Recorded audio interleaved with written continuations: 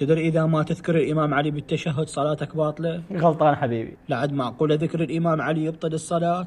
ما قلت هيجي أنا، هذه مسألة خلافية تختلف باختلاف المرجع اللي أنت تتبعه، فمو من حقي إنه أقول لك صلاتك باطلة أو صلاتك صحيحة وأني ما أعرفك أنت تقلد أي مرجع، ولا من حقي إنه أستهزئ بيك. مثلا إذا تقلد السيد علي السيستاني عندك غير جائزة مع الاحتياط الوجوبي، أما إذا تقلد السيد الشيرازي فأنت عندك جائزة، وإذا تقلد الشيخ الفياض فعندك غير جائزة. وإذا كنت تقلد السيد المدرسي راح يقول لك لا بأس بها إذا كان مو قصدك التشريع، والأفضل عدم ذكرها، وهكذا جاي تشوفها تختلف باختلاف المرجع. والمراجع اللي تقول لا يجوز مو معناها إنهم يخالفون أهل البيت أو بعض الروايات، قد يكون وجدوا روايات أخرى عملوا بيها، أو تكون هذه الروايات اللي تجيز الذكر قد تكون ضعيفة، أو قد يكون وجدوا أنه هذه الروايات قد تكون خاصة في ذلك الزمن لأشخاص معينين، مو شرط تكون لكل الأزمان. والعكس صحيح للمراجع التي تجيز ذكر الشهادة الثالثة بالتشهد الوسطي. فاتبع مرجعك وما لك علاقة بصناع المحتوى